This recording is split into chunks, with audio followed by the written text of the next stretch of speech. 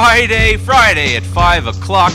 I'm Jeremy Beaver, CEO and founder of Listen Vision, with my DJ, the one, the only... B-Dub the Boy Wonder. Hey, B-Dub. What's going on? How you feeling today? Back to the levitation. I like the levitation. I had to levitate. I like it. I felt good today. You're like a genie in a bottle. Yeah. Well, okay. Thank you. I don't know how to take that, but thank you. You have already you have already granted your wish to our show. Yes. The wish is to have the Jungle Brothers on and get inducted to the Hip Hop Museum. To the Hip Hop Museum. That's right. Today it's happening. Oh my God, the Jungle Brothers. Stay tuned. Right after Today in Hip Hop, our first segment, we have the foundation of the native tongues. So stay with us. But here, right now, let's go to Today in Hip Hop, because we got a lot of news to get to before we have this incredible group. All right, throw my sidebar up there, and let's go right to wishing happy birthday to Dr. Roxanne Shante. That's right, the foundation of female hip hop and hip hop in general had a birthday today. Today, that's right. So we're wishing Roxanne Shante happy birthday. Also, our good friend MC Search, who we've already inducted into the Hip Hop Museum, is raising money for his new storytelling book. And you can go to mcsearchbook.com, and search is S-E-R-C-H. So mcsearchbook.com. And donate money, because we want to have a dope-ass book from Search the way we have just recently from the Beastie Boys. Ice Cube and LL Cool J have teamed up to purchase several sports channels, including Fox Sports Arizona, Fox Sports Detroit, San Diego, and something special to my own heart, New York City's own Yes Network, which carries the Yankees. The entire acquisition is worth $15 to $25 billion. First of all, that's billion with a B. Ballin' out of control. Hip hop is really fucking doing it. The big, not that ballin' out of control. All right. In other news, Wu-Tang Clan's makeup. That's right. Protect your neck with lovely lipstick. Wait, that doesn't make sense. Protect your lips. Protect your lips with lovely lipstick from the Wu-Tang Clan. Go check for it, ladies. There it is. It looks exactly like you would think lipstick from the Wu-Tang Clan would look like, right? And on the bottom of it, if you unscrew it, is a small pouch for weed. The video from Snoop Dogg, our one and only D.O.G. came to D.C. And you know what he did? Please inform the people on what he did. I know what he did, but I don't think the people out there know what he did. He smoked weed and said, "Fuck the president." That's right in front of the White House. Snoop Dogg lit up.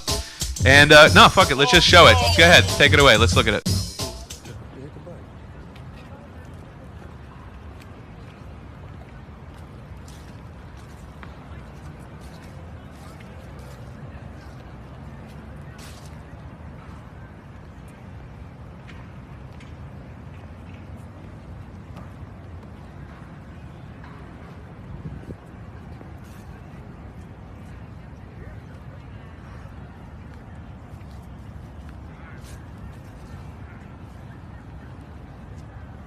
Why you niggas is voting and doing all this other bullshit? I'm at the White House, nigga, smoking. Nigga, fuck the president.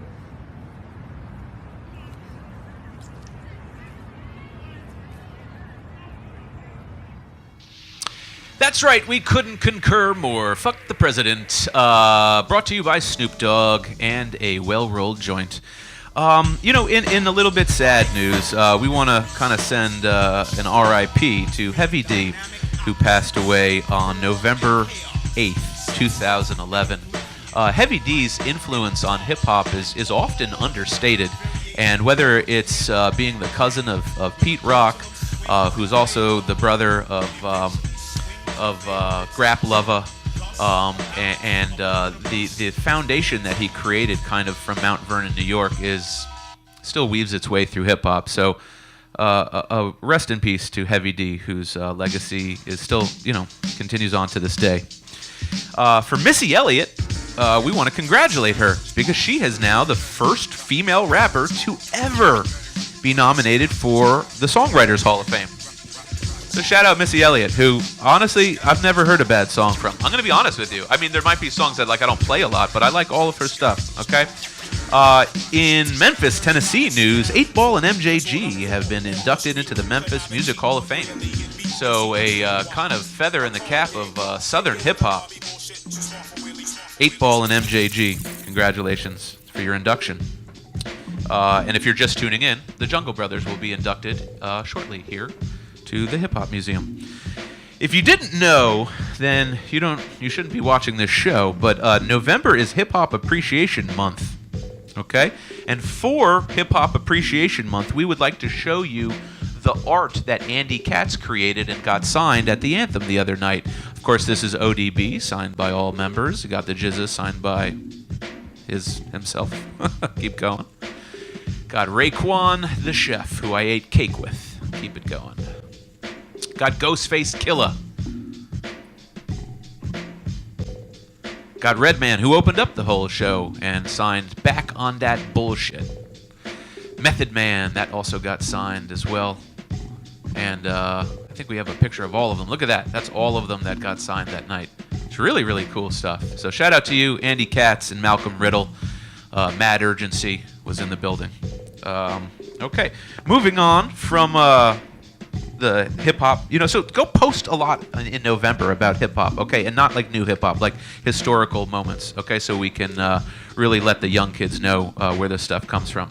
In other news, kind of sneaker news, Swiss Beats has teamed up with Bally's and the graffiti artist Shock One. This is actually a picture of his latest album cover entitled Poison, which features a pretty dope track with Nas. I'm not really the world's biggest fan of Swiss Beats beats and music, but I just think a lot of his sound is very similar. I think his beats are almost too much alike, but that's just my personal opinion. I happen to think his new art collaborations that he's doing, not just with sneakers, but also the visual art world, is amazing.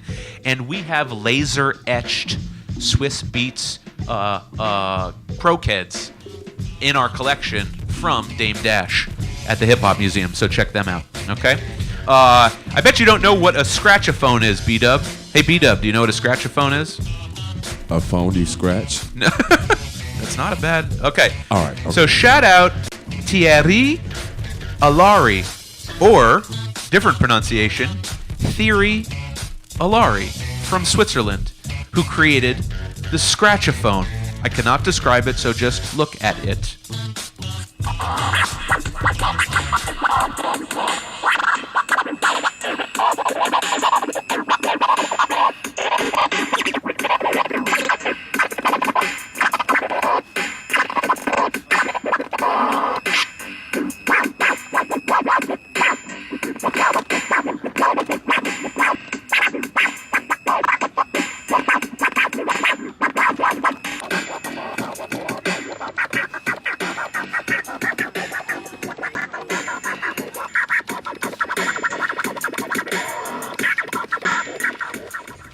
Scratchaphone. It's basically like a drum, but instead of the drum head, it's a turntable deck.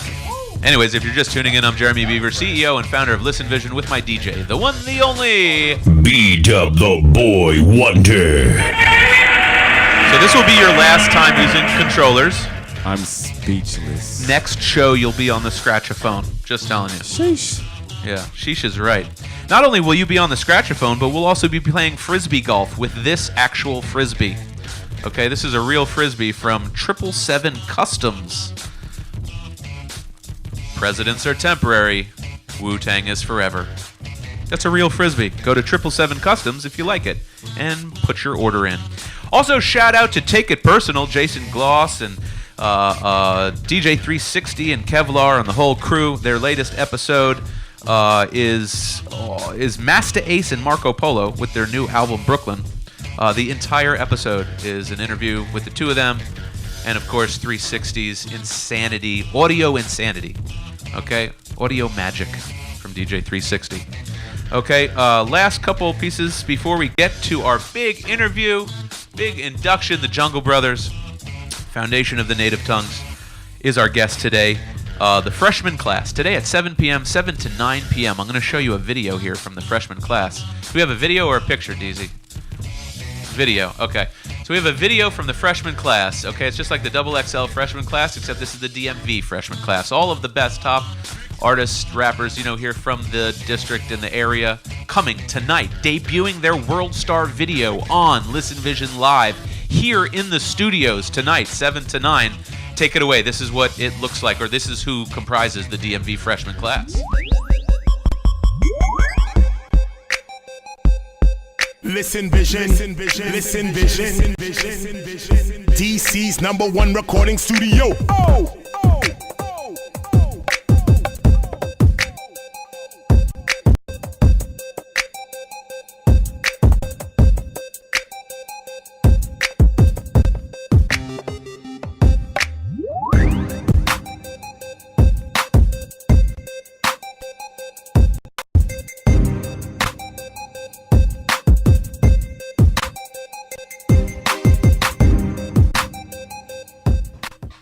Man, that's fucking dope. Whoever made that beat is a beast. Oh, right, it's me. Okay, so DMV freshman class tonight at 7. But, that's nice. That's awesome. That's big. You should come out if you're a rising, aspiring artist. You'd be remiss if you didn't. But we have something bigger.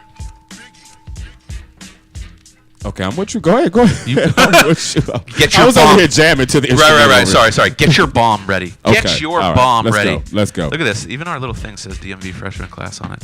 This is bomb drop worthy. Ready? On December 13th, you can put the flyer up now, DZ. December 13th. Hold on. December 13th is the Hip Hop Museum's giant first ever launch party. The world's first Hip Hop Museum. That's right. December 13th. Featuring Sugar Hill Gang. Featuring Grandmaster Kaz. Featuring Melly Mel. Featuring Trouble Funk. Featuring DJ RBI. Featuring B-Dub the Boy Wonder.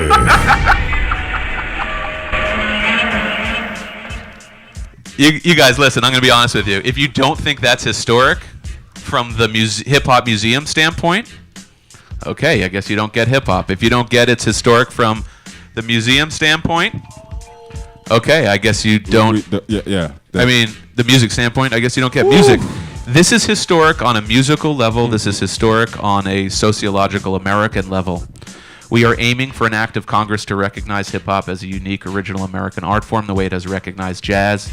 And having this museum is the first step in that direction. I want you to all come out December 13th from 6 p.m. until 12 midnight for the most historic show.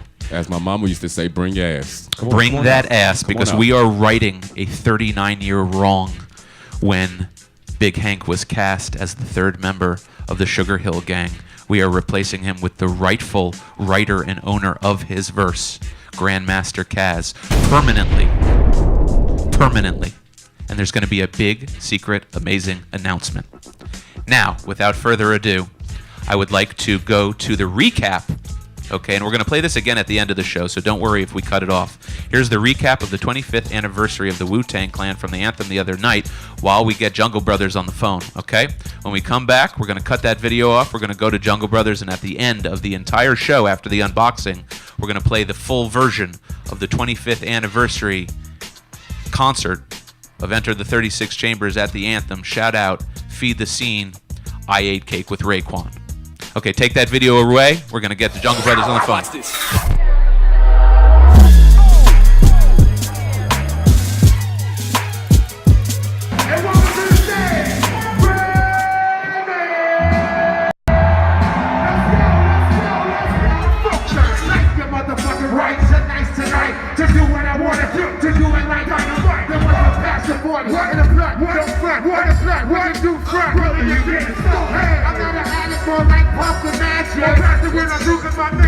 I don't claim to be a big rap star. No matter who you are, you still catch a cooling star.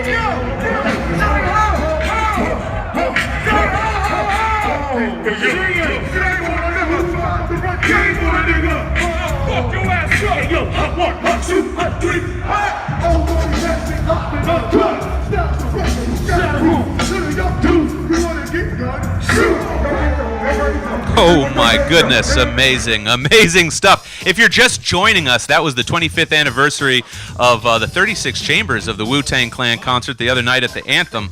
And right now, on the line, from multiple parts of the world, we have the one and only Jungle Brothers, Baby Bam and Mike G with us. Fellas, say hi. Hey, it's amazing. We fucking did it. We did it. Yay, we got him. Oh. Technology worked. It's amazing. All right. Well, you guys actually just look so good and healthy. I wish, I aged as well as you guys do. But I want to thank you first and foremost for being with us. Thanks for taking the time to Skype in, and congratulations on being inducted into the museum. Oh, man, it's our pleasure. Well, you guys, last week we inducted, your brethren, your native tongue's cousin in music, in rhyme, Drez, who nominated you guys, naturally. And I got to tell you guys, he had some incredibly nice stuff to say, and I'll send you the episode. You can watch it back. But in light of that, we always ask as our first question, whenever we're inducting folks, whenever we're interviewing you legends, we always ask you guys, and Mike will ask first, and then Bam, you can answer second. When did you first fall in love with hip-hop? What was the first song that you can recall ever hearing in hip-hop that you just were like, oh my God, that's amazing, I love this stuff? Mike, what was that for you? Wow. It wasn't a hip hop song. I think my first introduction to hip hop was either Funky Drummer or Apache, a block party. It was either in the Bronx or in Harlem, and just hearing the DJ set, the scratching, I was in love. And then Red would bring home tapes all the time. So it started early on before what we see today as hip hop, and I'm so happy for it. Bam, what about you? Do you recall the first cassette ever, or hip-hop tape you ever owned? It's pretty much the same thing with me. It was the block party. Hearing Jimmy Spice's Super Rhymes and Trouble Funk Pump Me Up and Albany Projects on Albany Day at the block party. This was before all of that, tapes and stuff like that, at least in Brooklyn, and records and stuff. It was more about the jam. Well, it's interesting that you just. It's interesting you just named Jimmy Spicer and Trouble Funk, because right before we brought you guys on air, we were announcing our launch party at the Hip Hop Museum, which actually is the world's first hip hop museum, December 13th. And opening up the museum will be Trouble Funk. We'll be backing Sugar Hill Gang. And we have Grandmaster Caz replacing Big Hank and Melly Mel. Oh man, that's something great. So I am proud to say I had Grandmaster Caz. It's great. It's also kind of, as you guys know, writing like a 39-year music wrong, if you know what I'm saying. So. Yeah, wow. So I say that to you because that's our launch party coming up soon, but we're 1,000% having you guys out soon to perform at this incredible space, and I'll show it to you. It's really one of the coolest buildings you'll ever see. Anyways, let's get right into things. The timing of this interview could not be better. Oh my God, it's like we planned it, but we didn't. So we're gonna pretend we fucking did. The 30th anniversary of your debut album, Straight Out the Jungle, was yesterday or today, right? Yesterday. Unbelievable. Look at this timing. We purposely did this. Don't think for a second we didn't fucking purposely do this. We did this, and no, you no, you didn't. It's all right, whatever. Listen, how on earth? It's such an incredible release. It has the notoriety, of an Illmatic. It has the notoriety, of these kind of classic albums, debut albums that people look back on and go, wow, that can never be recreated. What was it what inspired the sound of that album, which had a very specific sound? Go ahead, go for it, Bam. You can answer that one first. That was the period when hip hop was going to grooves. Just before that period, it was like loud brass drum machines on the mic. Things started to get more smooth and back to the break beats that you heard at the jam, recording them off the turntable, having a more laid back voice, you know, and it was, things were bubbling up like a new sonic landscape was bubbling up that connected back to the early breakbeat days of the Bronx. That's a really interesting. That's an interesting description, because whenever we prepare for these shows, especially myself, even though I've heard all your songs 100 times, you know, I go back and I listen to it all over again. And, you know, when you listen to something with kind of fresh ears, you know, you might hear things that you didn't hear when I first heard it as like a teenager, you know? And I got to tell you, that's the first thing that struck me was the chill break beats, the conscious rhymes, the Afrocentricity. Mike, what inspired you on that first album? What sound were you going for? I think it was the same. It was still in that breakbeat mode. I mean, you know, I feel like we came right behind Cold Crush Brothers and all those guys. And like Bam said, it was really about the break beats, really keeping it organic to what hip hop is, finding the right beats. You know, Bam would come over, he would dig through, he would have records at his house from his dad, and it just felt good, you know. But it's definitely the break beat all day, the DJ and the record. That's what it was all about. Yeah, because you saw the first generation through the block party, but then when you actually started seeing it on TV and and hearing it on the radio, it was like those were independent labels that were trying to score a hit, and like loads of those records coming out, and some of them had the flavor of the block party, but a lot of them were like, you know, dare I say, gimmick records, and you could see that, and it was like, here we come along as like the beginning of the third generation, I would say, or the second generation, and we're like, wait, somebody's got to like connect it back to where it started with the break beats and move it forward in an authentic way. But were you conscious of that at the time? Was that you're saying that now, but you were okay. Look at the back of the album, all the people we shouted out. Yeah, no doubt. It was definitely like Stripes and paying homage. Furious 5, you know, we had the cool DJ Red Alert put us in the studio. You know, one of the first studios we was in was that Jazzy J studio. Like, you know, and we straight turned down any kind of production with drum machines. There was a guy there who was making beats for us with a drum machine, and we were like, it don't sound like the drums off those breaks. Wow. You know, and that's what turned things back around to digging in the crates and being more sample conscious and going into your parents' collection and finding grooves, knowing that you now can go in the studio with those block party joints and make records straight from the turntable. And that was more of the proper way of passing the torch. And how did you guys meet each other? In high school. What class? In high school. Murray Bertram, stand up. What was your first memory of meeting each other? Do you guys remember the first time you guys met? Wow. Was it in the staircase we met? I think our first introduction was in the staircase. We met in the hallway because I was trying to get in this talent show, and Mike was a grade above me, and I went through 3 guys asking if I could be in the group that they're going to do the talent show with, and each one pointed me to the next one, and the last person I went to was Brother Jay from X Clan, and he was like, "Yeah, I'm cool with it, but you got to go talk to Mike G." And I was like, "Okay, where's he at?" And he was like, "Right down the hall down there." And I was like, "Okay." Found next to a girl with his black bomber on. Here with his up against the wall with his Nike Dunks on. Like, yo, I wanted the original Jordans. Yo, but why was he so he was the head of the talent show?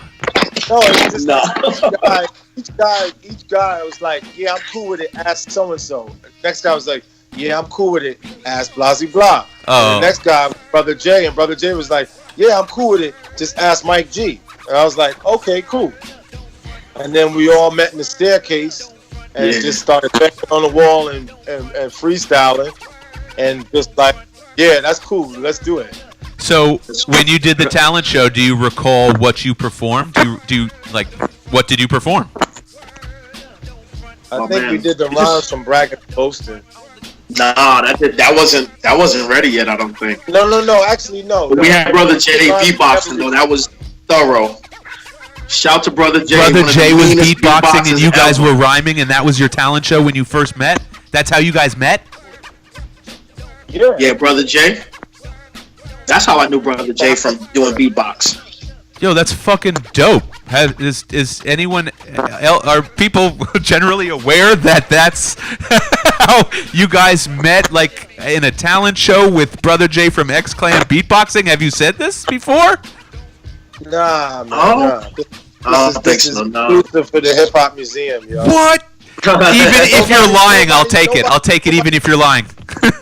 No. No. I mean, there's like rhymes we never recorded. There's stories we never told, because at that point, people were reading off the bio sheet and asking the same questions over and over, and they were too far removed from where we started to be able to relate. So it was like, all right, cool, that's fine, But there's a lot of stories back there, essential stories, That but started it's that, like, predated. That was at the time when you had like Ride On magazine and all these other different magazines that were like, just give us the surface stuff, like, where you from, what do you like to eat, who's your favorite artist, Right.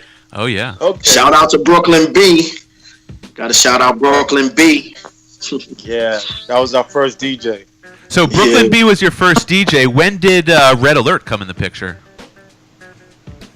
I believe within a year. Yeah, pretty much. And Red is my uncle, and I was living with them at the time, and I think when we did the talent show, and then was it the talent show or the variety show when he was like, oh, okay, they're taking it serious, let me go check them out. Yeah. Whoa, slow down. You're telling me that Brother J was beatboxing, you guys were rhyming at your high school talent show, and you got your uncle Red Alert to come out? Now, I don't know if he came to the first one. I think he came to the second one. Either way. We did a couple of shows in high school. We did probably about maybe 2 talent shows and maybe a couple of variety shows. And I remember, should I tell him the backwards clothes story? Backwards clothes? I gotta hear that. No, I think what got involved is that we won the contest. Well, we got a chance to meet somebody. I think the guy from Vintage. Oh, Run DMC. Yeah, we got Run DMC. When that was the variety show. Yeah. So, you have the coolest uncle in the world. I feel like I didn't tell you guys this, but just coincidentally, the only reason I ever got into hip hop and became a DJ was because of your uncle, and because of me like getting a boombox at age 10 and recording his mixes at 2 o'clock in the morning. And I got to actually tell your uncle at the freaking Kennedy Center that he did that, and in true Red Alert fashion, he looks at me and goes, "That's great, keep going." And I'm just like, I didn't know what I was expecting him to say, but I was like, okay, I will. But it was a moment for me as a grown-ass man, but like growing up with him as your uncle, what type of things did he take you to or get you into? I feel like he must have, like my uncle took me on a boat to fish. What did your uncle do for you? Took me to Bronx River Center. He did what he was supposed to. Wow. So, I mean, is there anything that, is there any kind of like early stories about Red saying, hey, you guys don't do this, try this, in terms of molding your sound? What did he mold? I think he pointed out a lot of records. I think more, to me anyway, I think he really more molded our character, really trying to let us know who to watch out for. Watch, the guys who's only trying to get close to you because you're getting fame and stuff like that. Keep a cool head. Interview stuff. How to talk to people, things like that. Bam was definitely the digger. Like I'd be sleeping and Bam be like a pack rat, like scouring through the rooms looking for records, and then he play a record. Red would pop out like, "Yep, that's that joint." Oh wow! So are you telling me that the creation process on the first album consisted of the three of you guys picking breaks and beats and samples and just putting them together? Yeah, pretty much. I think the first album came a lot from Bam's dad's collection too.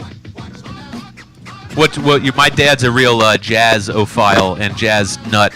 Bam, tell me about your dad. He was too.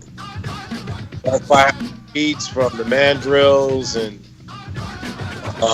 Bill Withers and Idris Muhammad, and then I had a lot of too, like because there was an ultimate breaks and beats, and I was stuff like what I heard at the block parties. So I would take those and practice on my turntables at home, and then on the weekend, Mike would come down. Sometimes with and we'd practice and tape stuff and start creating routines to do. Yeah. And that process is what we took in the studio. Like I just took records to the studio and overdubbed them straight from the turn to make straight out the jungle. My goodness. And you gotta think, it's like you go from hearing your parents' records to going outside one day and seeing a step of sound system, and you get completely different records. Like records. And then you turn on the radio. I got a boombox like you, and you turn on the radio Friday night and Saturday night, and you're like, wait a minute, these sound like those records I'm hearing on the street. And you start taping them, and then you're like, where can I find these records? And one of the first places I found the records was at my house. He had a copy of a bootleg copy of Trouble Funk Me Up, and he had it playing, and I was like, can I borrow it? I had my turntable at that time. That had my one turntable with a rubber timing belt plugged into the radio on the terrace in the summertime, and I was taking pause tapes with it. And one summer day, I left the vinyl on the terrace, and it melted. And when I went outside, I was like, "Oh, I'm in trouble. What happened? Vinyl can melt." So because of that, I was like, "Yo, I gotta replace this record." So because of that, my dad took me to my first record store downtown Brooklyn on Fulton Street at the Wiz, and they had a whole wall of those bootleg songs. So I'm like, give me that. And a lot of them was like ultimate breaks and beats. And I was like, I'm hearing all these beats at the block party, I'm hearing all these beats on the radio. I'm making records with these beats. I need 2 copies. Wow. And I got my mic and I got my double cassette hooked up, and I just started making tapes and rocking on the block party in my living room. Oh my goodness! So I mean, there was no other way to make that album, but the way you do at a block party, but in the studio and with the tape machine, it was just like track 1, drop a beat. Track 2, continue the beat. Track 1, drop a beat. Right. Track 2, continue the beat. Right. All the way, you got like 5 minutes. Then track 3, drop the vocal. Right. Track 4, drop another vocal. You know, it's like go all the way down like that. But the whole time partying in the studio like it's a block party. You know what's interesting is hearing you describe the process makes the sound of the albums make more sense.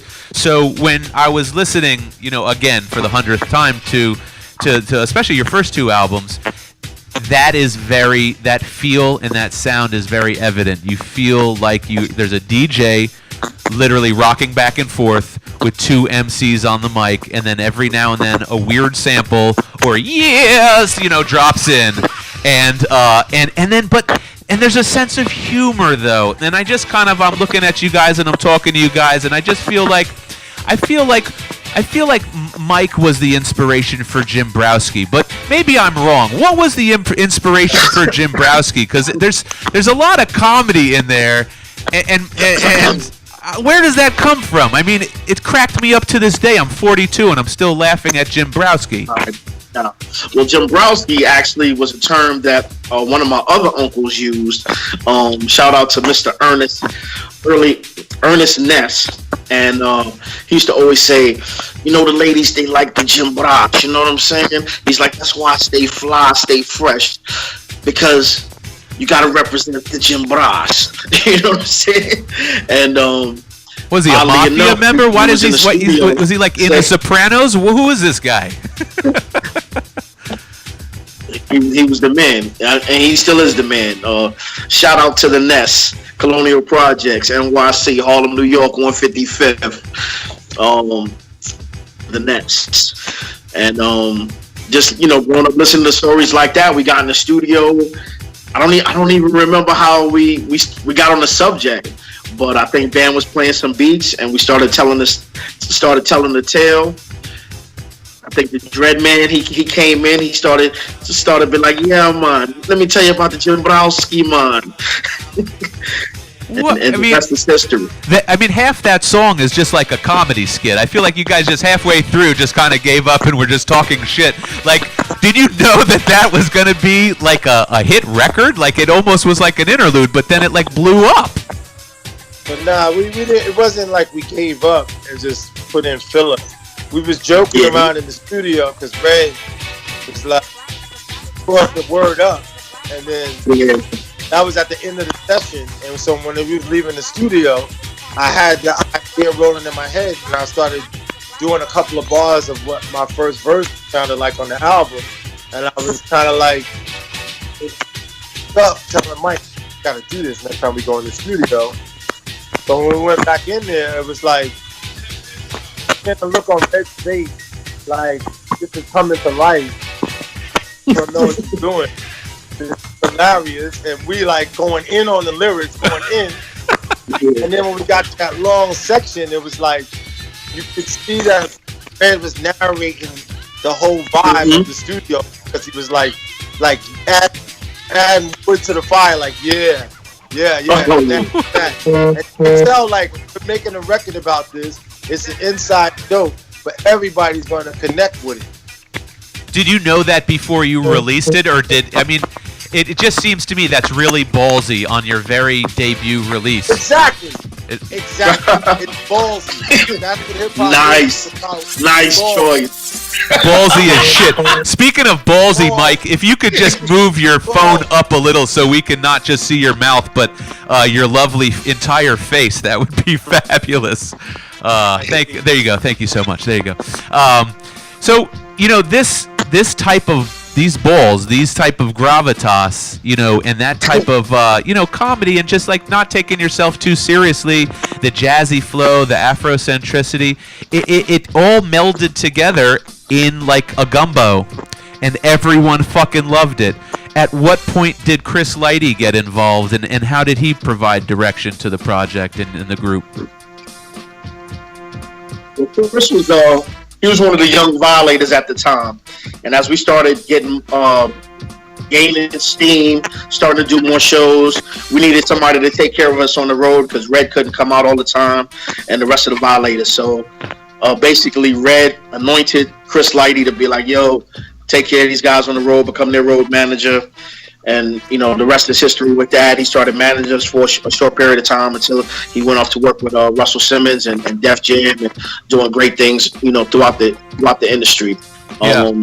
But I mean, Chris had a spark, and he even I mean, I think for me, even at one point, he really got me more into mixtapes, because he was grabbing mixtapes like crazy back then, you know. God bless Chris Light. R.I.P. brother. Bam, what effect do you think Chris had on the group? What most indelible effect did he have on the group? You know, I was just having a good time. I was a teenager, and living a dream. You know, it's like you hear those break beats at the block party, and it's them in your head. And it's like next to Red Alert, who's showing you around, taking you to the rooftop, taking you to the Roxy. Next thing, playing it, like you get it. You know, when I met Chris Lighty, it was like I was like, the momentum was going so rapid that it was like, okay, got another brother, oh, you know, but I'm still kind of like speaking off the music and the original block party vibe, and I'm like, every night he's taking it to the stage with that vibe, and Chris Lighty's having fun, he's collecting money, he's handling the business, but it was like all organic. It wasn't like, everything he wanted us to do, as far as on time, being at the strip club and all that, it was so motivated to already do that. It was just like, we rolled it again. Yeah. Dad was a jazz bro, so he always would tell me stories about the jazz musicians that he went to see live, what their lives were like after the war was over, who went over to Europe and didn't come back. So when I met Mike and then Red Alert, going to the studio, then met Chris Lighty, I was watching all this unfold with two frames of mind. One, I was in the moment doing my part, but two, I was recording a lot of stuff in my head because it's like history in the making. It was just like, this thing is unfolding in a big way. And one of the major things about it too was, like I said, it started off with the Pioneers, but then it went right off on a tangent with the independent labels. And then when Boogie Down Productions came in with Criminal Minded, I was like, this is shifting this whole thing back to where it should be. And we're a part of that. And then come pick up Chris Lighty out the Bronx, Violated out the Bronx. And I was just happy to see that hip-hop was returning to its rightful place. And to see Red Alert do lap quarters in Union Square and hold that Bronx community block party vibe down in Midtown Manhattan and on the video was like, good, we're gonna hold this formation as long as we can, because you can see that it's gonna spread globally and commercially at the same time. That's how I was thinking. You know, so it was really good to see Chris Lighty come to the table, Violators come to the table, because that's the proof from the Bronx. So they were like, it was reinforcement. Yeah, you used an incredible word there, which is organic. And I think when people hear your music, even to this day, I think that might be the most accurate word to describe Jungle Brothers, is organic. And that fun and that jazz and that feel and that enlightenment, it kind of comes across. Mike, tell me, from your perspective, you know, it sounds like the sun, the moon, and the stars came together in 1988.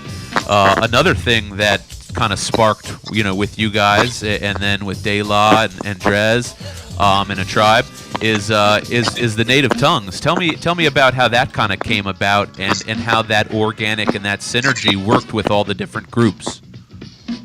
Wow. So during that time, we had just finished Straight Out the Jungle, and Plug Tuning dropped soon after. And that was, Plug Tuning, man, that beat was just off the chain. And I think the community, the hip hop community was large, but it seemed small. It was really close knit, and I think people automatically, they put us in the same category. And then, you know, not even mentioning Tip, you know, people hearing Tip on the promo, so it was like, you know, it was such a buzz. And I think when we first met them in, I want to say in Boston, and we really got to kick it during the show, I think we just clicked, you know, and man, it was just a good time. That show, the time back then, I mean, you didn't have social media, you didn't have, you know, like it'd be five of you, and maybe there was like one cell phone amongst you all, one cell phone and a beeper. You know what I'm saying? So it was like everything was like really like if you wanted to communicate, you had to make an effort. So for us to link up, and then I think Bam and Paz got together and really brought the whole native tongue, the name together, the vibe. I mean, 88, 89. The best years. The best years, absolutely. How did the name come about? I mean, Q-Tip was on Black is Black, and like, how did you guys meet him and start working with him in order to, then make it make sense when you guys met up at that Boston show? Well, Tip was he was like a classmate. He was in Av's grade.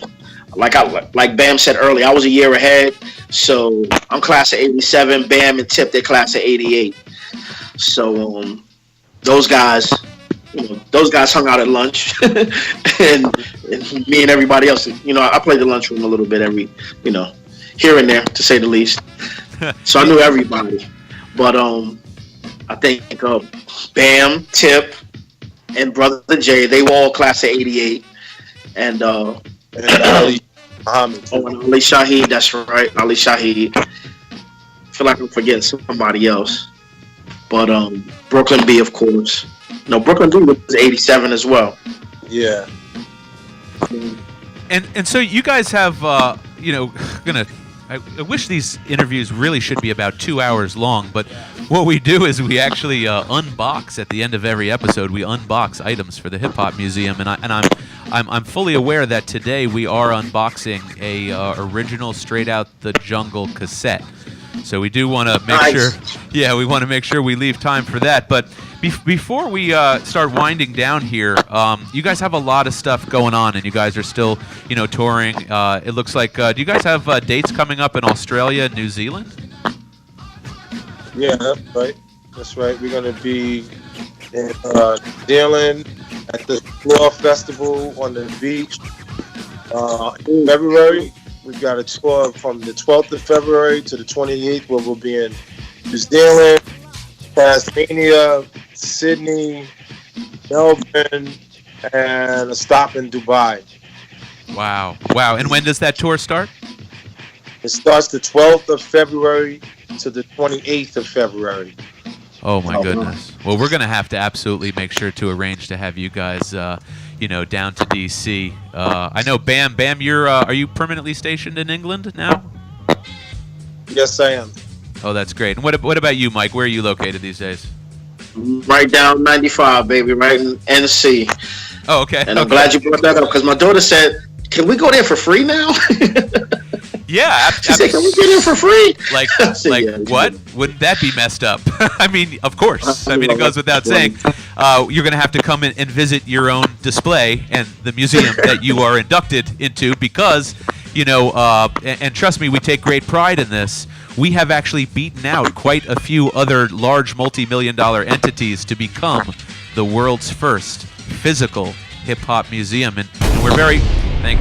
Ooh, bomb drop. Thank you. Excellent. Thank you for the bomb drop. Anyways, you know what? Let's just do it. We're going right to it. This is the time. It's happening. This is real. This is really happening. They're not here physically, but they are in spirit. The Jungle Brothers, one of the most historic groups in the history of hip hop. Their music and their legacy will live on. And in fact, we are ensuring that it will live on through this induction right now. I have the great honor, Mike G, Baby Bam, Sammy B, I know you're out there, Red Alert, we can't thank you enough, Chris Lighty, rest in peace. We would like to now take this moment to induct the Jungle Brothers into the Hip Hop Museum, Washington, D.C., the world's first Hip Hop Museum. There it is. The induction is real. It has just happened. And it's not just talk. It's not just words, fellas. The mission statement of the Hip Hop Museum is to get an act of Congress to recognize hip hop as a unique, original American art form in the same way that it recognizes jazz. And we always close by asking.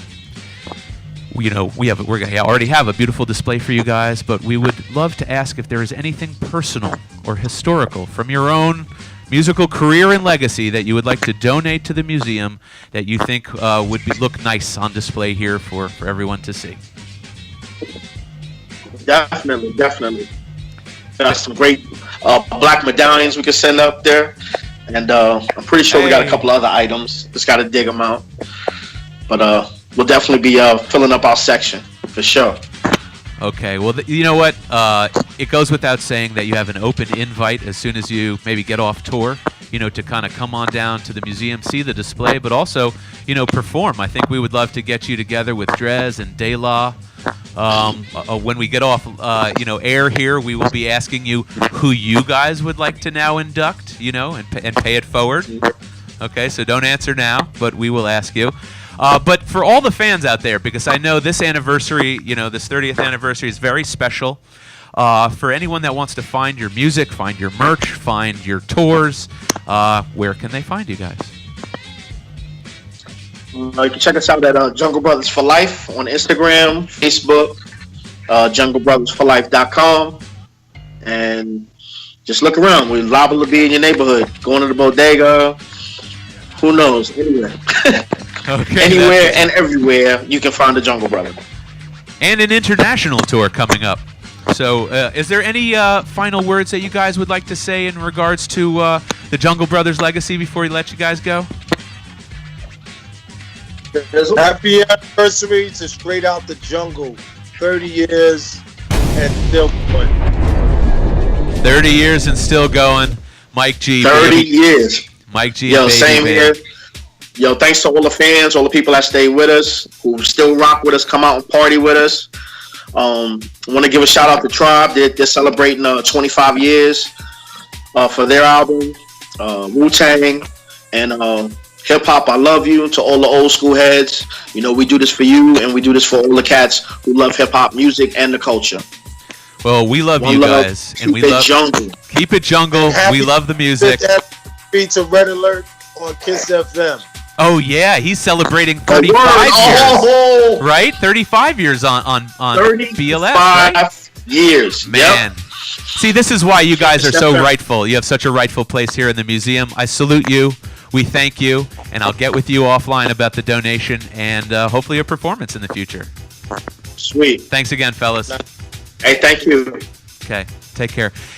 Well, there you have it. The one, the only Jungle Brothers. What we're going to do right now is we're going to go to a quick break. We're going to maybe just see a few seconds of the Wu-Tang Clan recap from the other night at the Anthem, and then we're going to get right into the Hip Hop Museum's unboxing. So stay tuned.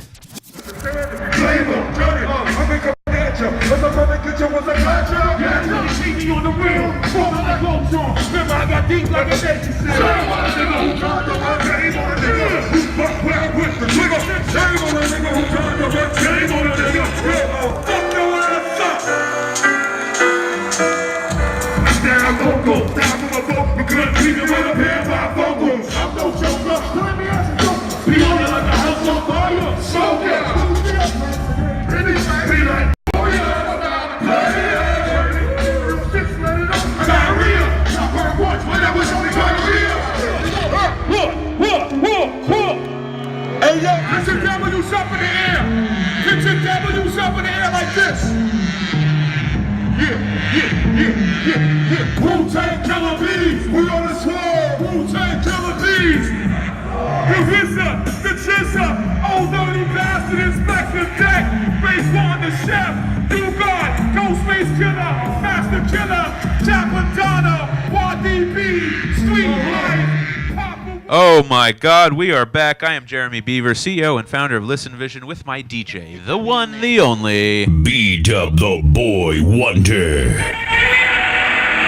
Hey B-Dub, the JBs came through. Yeah, they did. Shout out to the Jungle Brothers. Wow, dude, that was special, huh? Oh shoot, we are brothers, but we don't have we're not. Oh, the Bucket Brothers. Yeah, we're not the Bucket Brothers today, but perfect timing. Shout out who? Shout out to True Heads Clothing. That's True Heads with a Z. If you like these good old fitteds and snapbacks, and we got some good Kangos and all that other good stuff, make sure you holler at our sponsor. Each and every Friday, you will see different fitteds that we have sponsored by True Heads Clothing. TrueHeadsClothing.com, Yes, heads with a Z. Okay, we're getting right into it. Officially too much siren on the show today, but whatever. The Hip Hop Unboxing. One siren, two. Really happening. Let's do it. Jungle Brothers edition. All right. Well, without further ado, coming in from... Now, I already know what this is, and I really want to say a shout-out to Dr. Andre Sirois, a.k.a. DJ Food Stamp. Okay, shout out to who we had on the program, right? Who had the largest collection of DJ mixers in the world, right? And because of that interview, I learned that what the heck is his name? Grandmaster. I'm brain farting. Grandmaster Flash had his own Gemini edition, like DJ transformer switch, and I thought that we needed to have that in the museum. So check this out. Here you go. Look at this. The Flash Former. Zoom in on this. This is Grandmaster Flash edition. The Flash Former. That's amazing. That looks great. Wow, look at that. And beep beep beep.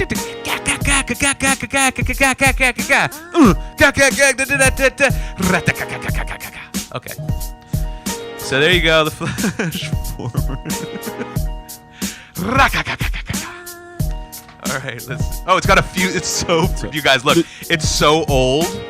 It has a fuse in it. Like literally a fuse. Okay. I'm wow. Sorry. I didn't mean to make fun of it. I'm sorry. I love you, Grandmaster Flash. You're the greatest. All right. Flip this around. Okay. Where did that come in from? I always forget to tell. I'm the worst at this. Can someone pick up that package real quick, please? Coming in all the way from, where do we have? Federal Way, Washington. All the way on. Hold on. Where was that? Where was the first Flash Former from? Oh, okay, yeah. Where was the first one from? Other side, the front. There you go. Reading is I fundamental. cut it. Up.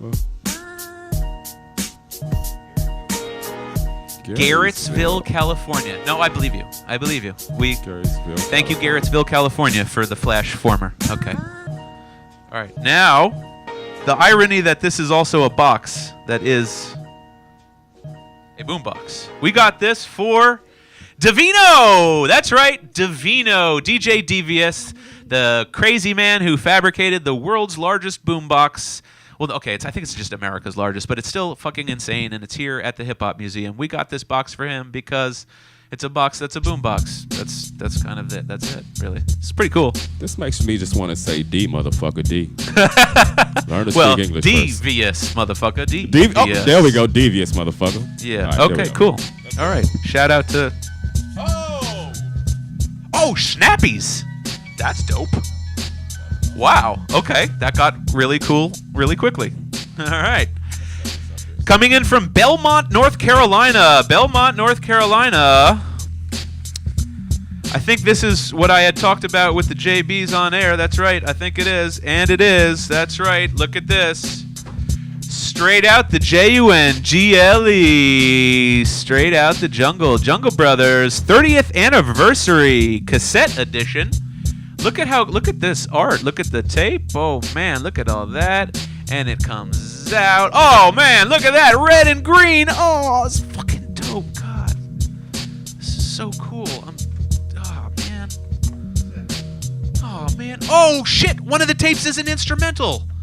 Oh, and the other one's the vocal. Oh God, you guys.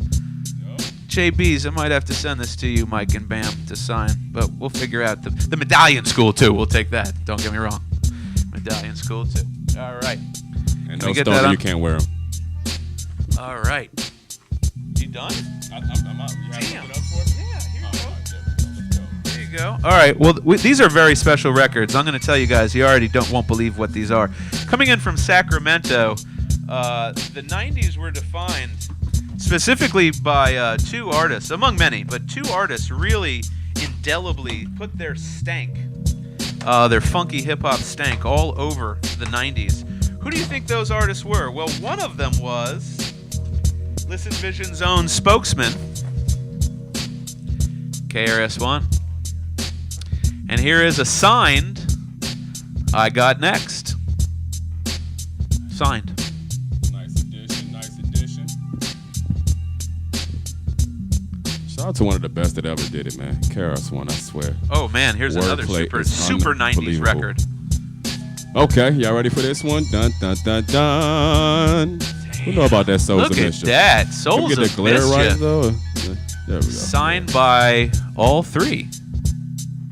Actually, all 4. Sorry. Yeah. Thank you. Taj. Well, I'm not going to list them because then I'll look stupid. All right. 93 till infinity. That's about as 90s as you get. Gotta love that one.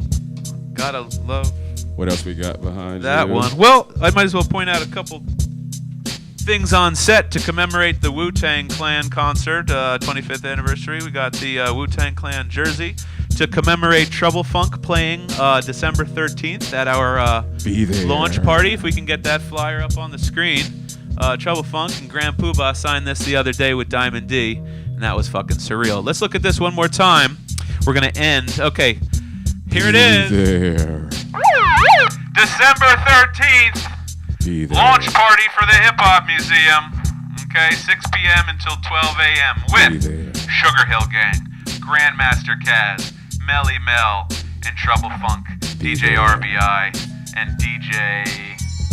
B-Dub the Boy Wonder. It's my soft Be There voice.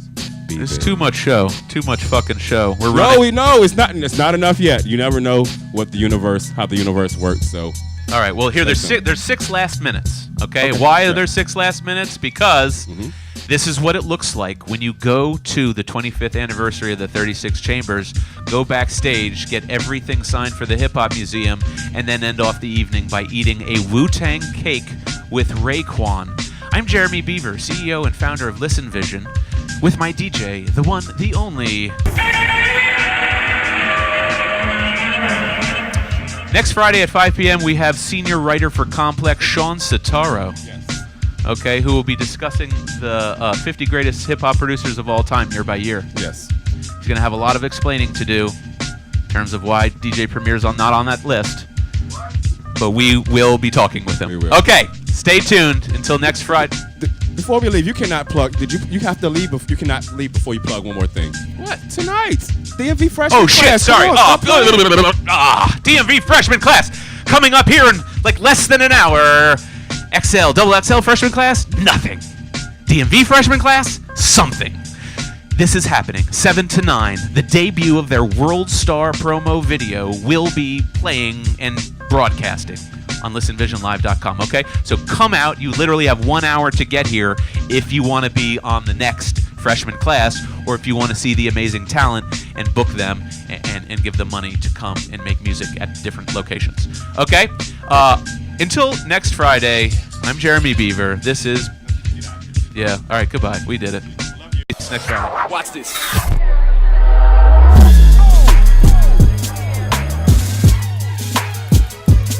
And welcome to the stage,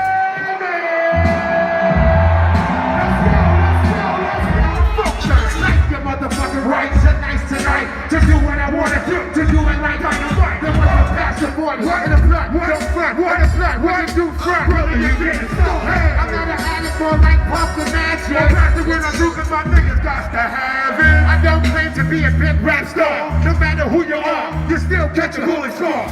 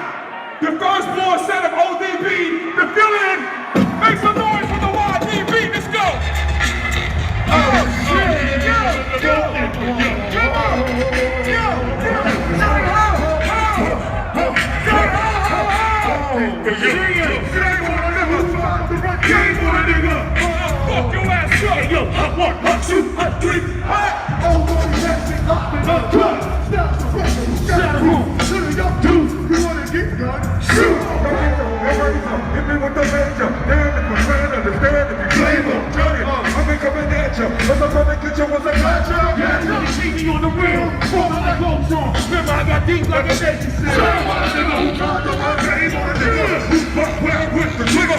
Shame on a nigga who turned to work. Shame on a nigga. Fuck your ass up. Down local, down with my vote. We couldn't keep it with a pair of my vocals. I'm no joker. Let me ask you something. Be on it like a house on fire. Smoke it. Be like warrior. Diarrhea. Watch whatever show me diarrhea. Hey yo, put your W's up in the air. Put your W's up in the air like this. Wu-Tang Killer Bees, we on the swarm. Wu-Tang Killer Bees.